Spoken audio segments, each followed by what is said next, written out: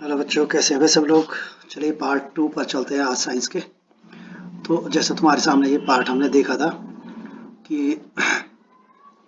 जैन और दहन और ज्वाला हमने यहाँ पर पढ़ा था कि किस प्रकार से हमने how do we control the fire, हम आग को किस प्रकार से कंट्रोल कर पाएंगे। देखो यहाँ पर लिखा हुआ है, you must have seen or heard of the fire breaking out of the homes, shops and fire को तुमने अपने घर में देखा होगा कि कई जगह आग लगी रहती है।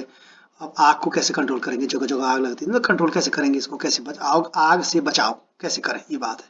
How we must have seen heard of, तुमने हर्ड सुना होगा, of fire breaking out of homes, तुमने देखा होगा घरों में लगती हुई आगों को तुमने देखा होगा, दुकानों में देखा होगा, फैक्ट्रियों में देखा। If you have seen such an accident, write a short description in your note and books, also share with the experience with your classmates। वो कह रहे हैं जो जो चीज़ें तुम ये कभी कोई घटना देखी होगी तो एक नोटबुक बनाओ और अपने दोस्तों के साथ शेयर करो। Find out the telephone number of the service in your area, अपने अग्निशमन के नंबर सबको याद होने चाहिए। बोल भाई it is important to telephone numbers fire and service के नंबर होना चाहिए बस सबके पास। Does your city town have a fire brigade, तुम्हारे सर्विस में तुम्हारे इलाके में कहीं कोई फायर ब्रिगेड स्टेशन है। When a fire brigade arrives, हमारे यहाँ तो कर्णप्रयाग से नीचे कहीं नहीं है। When a fire brigade arrives what does it do, जब फायर ब्रिगेड की गाड़ी आती है ये करते क्या है। It pores water on the, ये क्या करते हैं, बौछार, पोर्स बौछार, इट ये पानी की बौछार करते हैं, फायर करते हैं। Water cools the combustible material, ये क्या करते हैं, उन ये पानी क्या कर देता है, जो जलने वाली जो चीज़ होती है उस वस्तु को क्या करता है, उसको ठंडा कर देता है। So that it is temperature is brought below its initiation, temperature इसका जो है उस जो इसका प्रारंभिक ताप है उससे जो है ये कम हो जाता है, नीचे हो जाता है। This prevent the fire from spreading, और ये क्या करता है, आग फैलने से रोक देता है। Water vapours also surrounded by the combustible materials, और जो पानी के जो चारों तरफ पानी की जो बूंदें होती है वो जो है ज्वलन के वातावरण को चारों तरफ से ढक देती है, एक लेयर जैसी बना देती है। Helping in cutting the supply of air, और उसके चारों तरफ से जो ऑक्सीजन की ऑक्सीजन, क्योंकि ऑक्सीजन ही तो हवाई जो है आग लगने का कारण होती है, तो वो क्या करती है कि वायु की सप्लाई को रोक देती है, पानी की जो एक लेयर बन जाती है चारों तरफ। So the fire is extinguish, और फायर इस प्रकार से थोड़ा आग बुझ जाती है। You have learn that there are these essential requirement for the producing fire, तुमने देखे होंगे कि आग लगने की विभिन्न आवश्यकता। You have learn that there are 3 essential, अच्छा 3 महत्वपूर्ण कारक है भाई आग लगने के, 3 कारणों से आग लगती है मुख्य रूप से। कैन यू लिस्ट रिक्वायरमेंट, क्या तुमने देखे हैं कि 3 आग जलने के लिए, ये आग लगने के लिए 3 महत्वपूर्ण चीज़ों का बड़ा योगदान रहता है। दीज आर फ्यूल, ईंधन, एयर, हवा, टू सप्लाई ऑक्सीजन के लिए, एंड हीट और ऊष्मा, ये 3 चीज़ है भाई। ईंधन भी चाहिए, ठीक है, और हवा भी चाहिए और ऊष्मा भी चाहिए। गर्म नहीं होगा वो कोई चीज़ तो खाली काली मिर्च का तेल लगा रहा, हवा लगेगी तो कभी आग नहीं लगेगी, इसको गर्म करना पड़ेगा तब आग लगेगी। खाली किसी वस्तु को गर्म कर देंगे, उसमें फ्यूल नहीं होगा, ईंधन नहीं होगा तो उतनी जल्दी वो भी नहीं चलेगा, और हवा नहीं होगी तो बिल्कुल भी नहीं चलेगा। तो इन चीज़ों को आपस में रखना पड़ता है, तीनों चीज़ों का कॉम्बिनेशन होना चाहिए to raise the temperature of the fuel beyond the initiation temperature.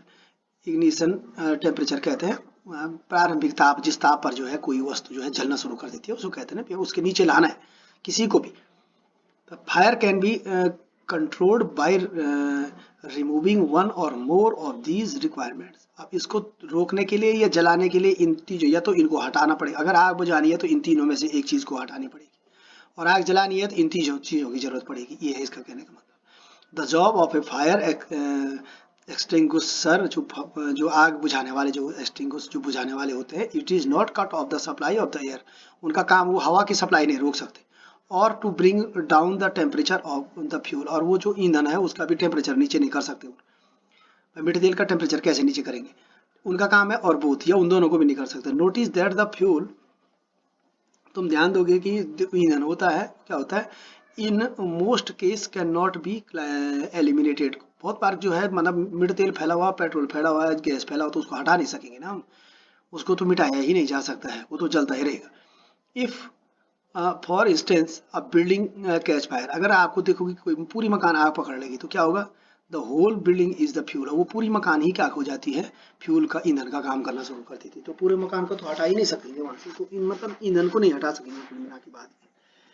तो यहाँ पर ऊपर से दे रखा है इसमें एक कोटेशन, ये सबसे अच्छा है। द मोस्ट कॉमन फायर बुझाने का जो है ये सबसे महत्वपूर्ण है। एक्सटिंग्विशर कहते हैं बुझाने वाला, ठीक है। आग बुझाने वाला क्या है, पानी है। But water works only when things like wood and paper are on fire. मतलब जब लकड़ी पर और कागजों पर कहीं पानी की आग जल रही होगी तो तभी लकड़ियों पर तभी आग काम करता है। If electrical equipment is on fire, यदि बिजली के उपकरणों पर आग लग रही है तो पानी डालने से कोई फायदा नहीं होगा। Conduct electricity and harm those trying to douse the fire. जहाँ पर जो है आग लग रखी है और बिजली के द्वारा लग रखी है तो पता चला तुमने पानी डाला और उसमें आग लग गई या उसमें करंट लग गया। Water is also not suitable for the Fyers involving oil and petrol. पानी और पेट्रोल और ऑयल से अगर तेल पर आग लग रखी है तो उसमें भी कुछ नहीं होगा। Do you recall that the water is heavier than the oil. अब पानी नीचे बैठ जाता, तेल ऊपर रह जाता, जहां जहां, बल्कि पानी डालने से और खतरा हो जाता, तेल पानी के साथ बहता रहता, जहां आग नहीं भी लग रही होगी वहां भी तेल पहुंच जाता और उसके साथ आग भी लगती रहती। तो जहां पर तेल और ऑयल है तो वहां पानी नहीं डाला जा सकता है, वहां से आग में the and oil keeps burning to the top. For fires involving electrical equipment and inflammable materials like petrol, carbon dioxide is the best extinguisher.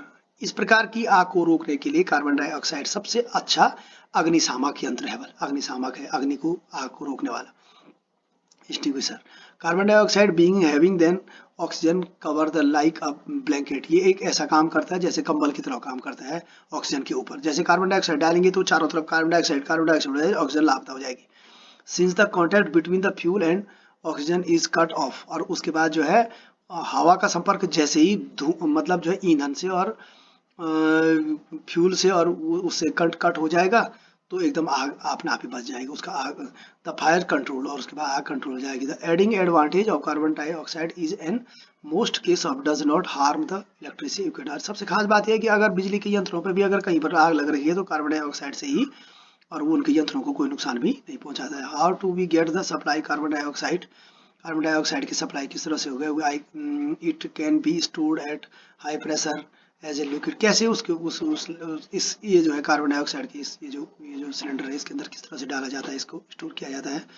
How do we get the supply carbon dioxide. It can be stored a high pressure of a liquid in cylinders. ये तो high pressure के द्वारा एक तरल के रूप में इस सिलेंडर में भरा जाता है।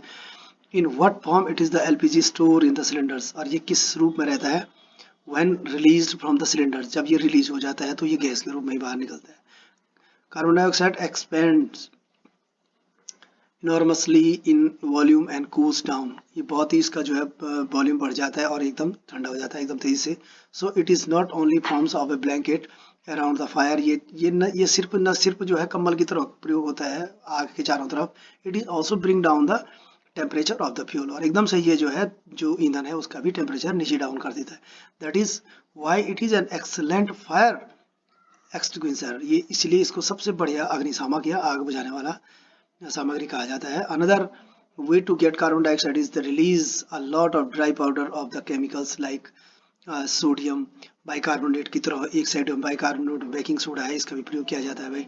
द पोटेशियम बाइकार्बोनेट का प्रयोग किया जाता है नियर द फायर, जहाँ पर आग लग रहती है। These chemicals give of carbon dioxide. ये सब इस प्रकार से काम किया जाता है। तो नहीं देखा टाइप ऑफ कंबस्शन, यहाँ पर देखेंगे 6.3 में जो दहन है, जो ज्वाला है वो क्या है, कितने प्रकार से हो सकती है, कितने प्रकार से होती है। ब्रिंग ए बर्निंग मटेरियल्स और a gas lighter near a gas stove in the kitchen, turn on the knob of the gas stove that do you observe. तुम देखो भले एक बार जो है जल्दी भी माचिस को लेके जाओ गैस के आसपास, lighter near a gas stove और इन द किचन में जाओ और टर्न ऑन द नॉब, और उसके बाद उसकी गैस को खोलो, गैस स्टोव कर, तुम देखोगे कि तुमने क्या क्या पाया। यहाँ पर ही कह रहा है कि हैंडल द गैस स्टोव, पाओ योर सेल्फ अपने तरीके से, ask your parent to help. You find that the gas burns rapidly and produce heat and light. तुमने देखा होगा कि गैस क्या हो जाती है, तेजी से जलती है। जैसे तुम जो है गैस के ऊपर माचिस की तिल्ली रखते हो या लाइटर लगते हो तो तेजी से जो है आग जलती है, और क्या देती है, ऊष्मा भी देती है और उजाला भी, हीट भी और such combustion is known as the rapid combustion. जो तेजी से होता है वो क्या है, तुरंत होने वाला जो है, तेजी से ज्वलन होता है, तो त्वरित दहन कहेंगे इसको, ठीक है ना। तो तुरंत होने वाला दहन, इस प्रकार से जो तेजी से आग पकड़ते हैं। There are the substances like a phosphorus which burn air in room temperature.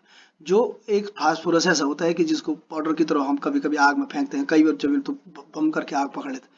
जैसे तुमने कमरे के रूम टेम्परेचर में भी आग पकड़ लेता है, इसलिए उसको पानी आदि में रखा जाता है। The type of combustion in which a material suddenly burst into the flames.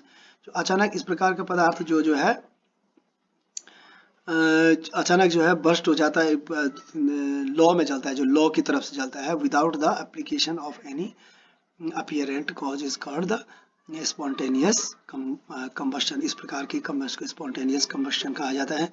इस प्रकार का ध्वनि है। तो ये दो प्रकार के हमारे पास ये आ गई थी यहाँ पर। तो आज हम इसको भी देख रहे हैं। We generally have the fireworks on festival days. हमने देखा होगा कि त्योहारों के दिनों में हमने बहुत सारे फायर वर्क्स देखे, पटाखों की हमने देखा। When a cricket cracker is